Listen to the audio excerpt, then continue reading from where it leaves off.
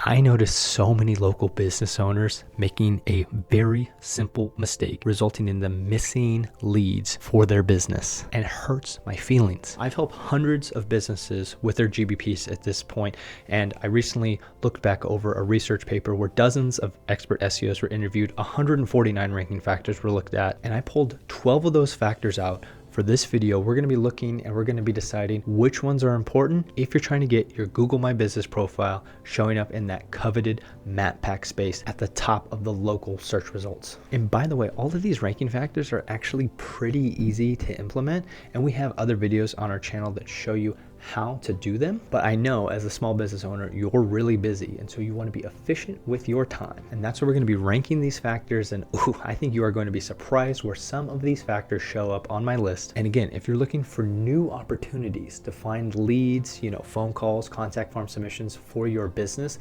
then you're going to want to stick around for number 12. Okay, so let's get started with a controversial one. This is keywords in your Google Business profile. Now, if you've ever sat down and read the rules for the Google Business profile, then you'll know you're not supposed to stuff keywords in your Google Business profile name. But did you know there's a workaround? You should not do this unless it's in your legal business name. Now, in case you're wondering what the heck I'm talking about, what some businesses do is they'll put keywords behind their business name. For instance, if my business name was Jim's Carpets, but my GBP name was Jim's Carpet Cleaning, Pressure Washing, and Window Treatments. Well, that's not my legal business name, unless you've taken the steps to get a DBA or doing business as for your business, so that way you can do this without facing any repercussions from Google. Don't do this unless this is your legal business name. However, if you have your keyword in your legal name, or you've taken the steps to make it a part of your legal name, then this is actually really helpful to show up higher. And so I'm going to give this an A ranking. It's very helpful. But again, make sure you're following the rules, and we have a video on how to get a DBA for your business linked below in the description. Now, let's check out a different one, Geo-tagging Photos. Now, did you know that there are actually GBP posting tools that are out there, and they tout this as one of the features? They're going to geotag your photos, and so in theory, this would help Google find out actually where you're posting the photos from. It seems logical, right? It seems like, oh, this is a sneaky way that I'm gonna tell Google what I do and where I do it. But when you actually look at that research paper where they interviewed a bunch of expert SEOs, this was actually the lowest ranking factor. And so I'm gonna actually give this a ranking of F, but only because I can't rank it lower than that. If I could, I would, but we'll give it an F ranking. Do not geotag photos. Don't spend any extra money to do it. Don't pay somebody on Fiverr to do it. It is a waste of your time. Let's focus on something else. So the third ranking factor we're looking at right now is reviews. If you've ever looked for anything locally online, you've probably stopped and read a Google review before you went to a place. So you should just logically understand the value of reviews, but there's actually layers to how important reviews are for your business. Now, do you know all of the reasons why it's important?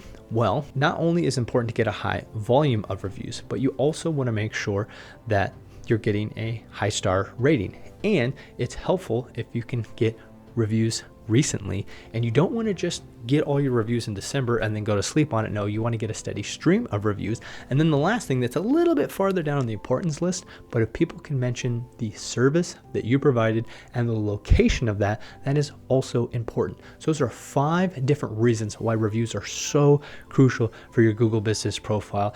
I think this is the one factor you can control as a small business owner without ever having to get behind a computer. All you have to do is ask. Okay, now there's lots of other ways to do it. We can do like an email script, which I usually help my clients with, as well as with a follow-up text. And we have a video below where we actually talk about how to get more and better reviews on Google. This might be the most important thing that you can control as a small business owner. And so without a doubt, this gets an S ranking. Now, the next one is a little bit harder, and this one is spam fighting. Now, what does spam fighting mean? Well, remember a second ago, we talked about how businesses are stuffing keywords into their GBP name, their GBP title, whatever you want to call it. Another thing that we found is that doing stuff like changing your business hours to 24 hours can help you rank higher than your competition at night. But here's the thing, if you're not willing to answer your phone at 2 in the morning, Don't set your hours for 24 hours because somebody can report that as being false. Now, what can you do as a small business owner if you catch one of your competitors violating the rules? Well, you don't need a tattletale.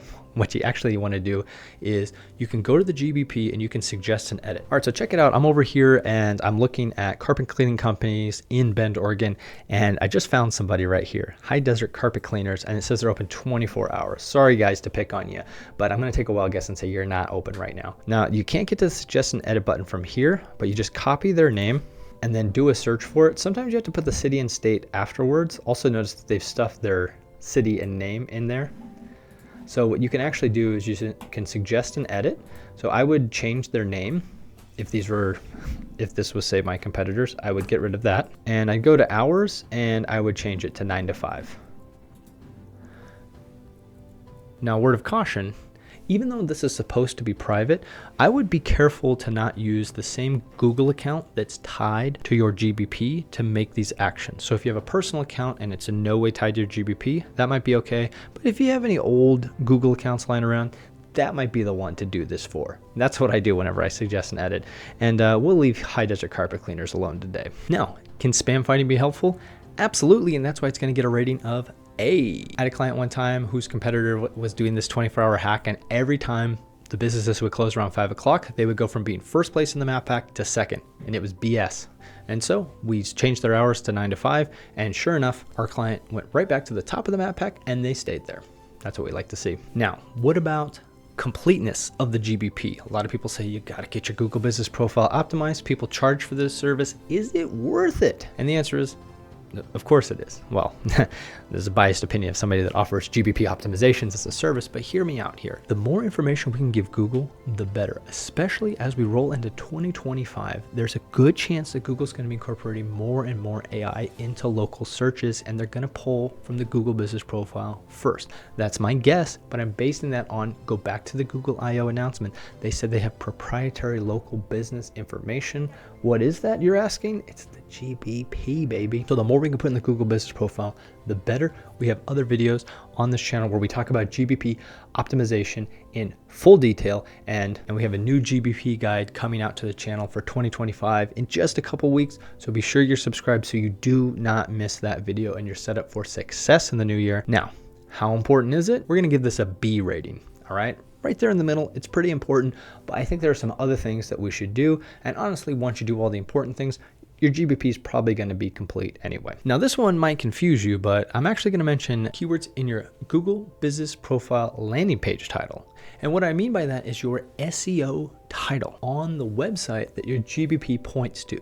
Now, for most small businesses, this is your home page. If you have a multi-location business, this might be the location page for the location that the GBP is pointing to. Let's take a look at our friends High Desert Carpet. By the way, I'm not affiliated with them. I just found them randomly, but we're picking on them now. Now, I'm using a Chrome extension right now called Detailed SEO. It's totally free to get. And what it's showing me is their SEO title. Now, they put professional carpet cleaner and they put their brand name. So they're halfway there to getting a better SEO title. A lot of times when I do these videos, I'll just see the brand name. Sometimes it'll even say home for the home page.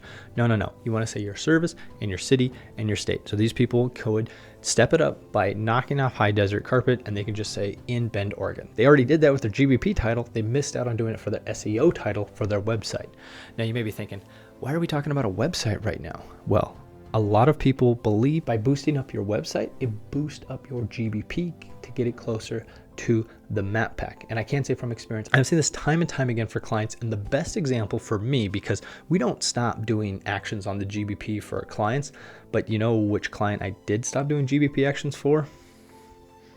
This guy. I stopped working on it, but I kept working on the website, and I noticed that I was showing up around 10th at the time. And then just because I was working on the website, I shot up to 3rd and now solidly in the map pack for a lot of Bend web design searches. Now, keywords in your SEO title on your webpage are massively important, so you definitely want to work on this, but I'm going to give this a rating of B. I would say it's somewhere in the middle. There's other things that we need to do first, but this should definitely be on a checklist, so make sure you're doing it. Now, the next factor is your primary business category. Okay, you want to make sure you get this right. Now, if you watched my recent video where I talked about how to make a killer Google business profile, this is actually the first thing I talked about. If you haven't already, go check out the card up here. It's the first step in my 4-step framework that we do with every GBP profile. And so make sure you're spying on your competitors, picking the right primary business category for your Google business profile, because this is in fact the #1 most important ranking factor. So go check out the video to figure out how to get the right one, because you just want to match your competitors. You do not want to be cute. You do not want to be unique. You just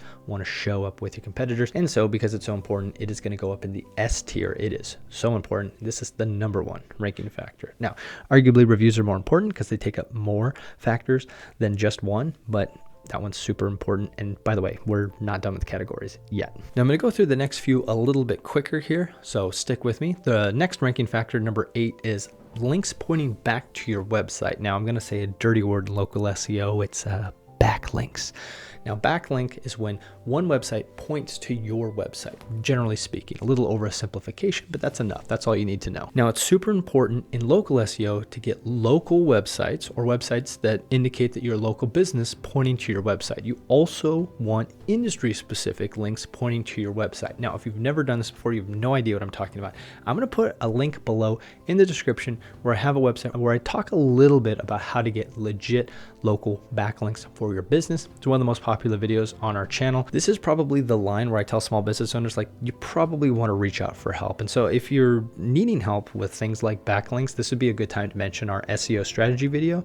You just go to thencandesigns.com/SEO. There's a link in the description below. Fill out a real quick form, takes about 2 minutes. Now, not every business qualifies for this, but if you qualify, I will send you back a customized video. It'll probably be over 10 minutes long, and I'll give you your 3 next best SEO actions. And if you have specific questions about backlinks, ask them in the form and I'll be sure to answer them on that video. So go fill that form out now, link in the description. And so getting these links is the second piece to local SEO. The first is relevancy, telling Google what you do and where you do it. And the second is authority. This is how you build authority. And so, of course, this has to be important, but these are links to your website. And so getting links to the page that your Google business profile points to is actually really important, and it's a big part of your long-term local SEO plan, but it's only going to help a little bit with showing up in the map pack. And so I'm actually going to put this as a C level, but that doesn't mean you don't want to do it. It's actually massively, massively important, especially for showing up in organic SEO. And what's good for organic is good for showing up in the map pack. And remember, organic is just the little blue links below the map pack. Still important to show up there. Now let's move on to keywords in the owner's response to reviews. Now, it's super important to respond to reviews ASAP. Some people believe you want to respond within the first 24 hours. There are tools out there that will even auto-respond for you. Now, I would never recommend auto-responding to negative reviews. Take your time, review it, maybe like go for a walk first and respond kindly. Tell them what you're going to do next time, even if you didn't do anything wrong. It's okay. Having bad reviews is not the end of the world. It shows that you're a real business that deals with, maybe some unkind customers sometimes, or maybe you screwed up and you owned up to your mistake. Either way, that's actually a win for your business. Way to be authentic. Now, earlier I mentioned that if your clients can put keywords in their reviews, that can be really helpful for your GBP. And so naturally you think putting keywords in your responses should be helpful. I'm actually going to give this one an F. That's right, this actually has no influence. So you don't have to worry about saying, so great to go out to your place in this neighborhood and do this specific service. Just be kind, be respectful, and respond how you would in real life. Isn't that great? Don't you wish we could just do that always with SEO? So don't worry about stuffing keywords for this one. Not important at all. Now, another search factor is proximity. How important is it to be close to the searcher? Unfortunately, this is massively important, okay? This is one of the top ranking factors, and unfortunately, you really have no control over it. Now, of course, the one exception is if you're moving locations, you can kind of decide where you want to show up. Maybe you want to show up near more population centers, and actually there's a little hack where if you look on the map on Google, so if you look at a city on Google Maps, it has this centroid located where the actual city name shows up. And so if somebody searches outside of the city limits, that's where it's going to center the search. If they're in the city area, it's going to do their search from where they're located. And so it's kind of tough for me to tell you if I was going to pick a spot in, say, Redmond, Oregon, where I want to establish my business. I would probably recommend you try to show up as close as possible to the Redmond on the map, but not a lot of people live down there. So if you could get your business to show up near more residential areas, that might actually be more helpful. So this is really tough, but honestly, you probably have no say in where your business is actually located. So you kind of just got to deal with it. Now, proximity does get an A rating because it is going to be very influential, and just know that, okay? When you use a GeoGrid tool, like say Local Falcon, and you see your GeoGrid, you should be showing up very, very highly near where you're located. And if you're not, that's a problem. You need to start working on probably some of the other factors in the S tier and then work your way down the list, and that will help you out. And later on, you can worry about spreading out your reach farther on in the town. All right, we're almost done. We're up to number 11, keywords in the GBP description. Now, of course, if we're putting keywords in our SEO title, and if we can, legally manage it, we're putting it in our name, and we're having our clients put it in their reviews. Like, obviously keywords are super important. So the business description, we got to put keywords in there, right? Well, it turns out that this is another myth, and we're going to give this a ranking of F. That's right. Keywords in your Google business profile description have no influence. As far as we can tell, as SEOs, people that are way smarter and have way bigger agencies than me have ran tests, and this has shown no improvement whatsoever. So when you're filling out your GBP description, just mention things that you'd want a potential client to see. Talk about how long you've been in business, talk about the things you specialize in, probably still mention your service area. It's funny, you're probably going to put some keywords in there anyway, but just focus on saying what you'd want to tell somebody. If you had 750 characters or less to tell somebody about your business, what would you want to say? That's the way I position it when I write GBP descriptions for my clients. I don't worry about stuffing keywords. I worry about appealing to the potential client.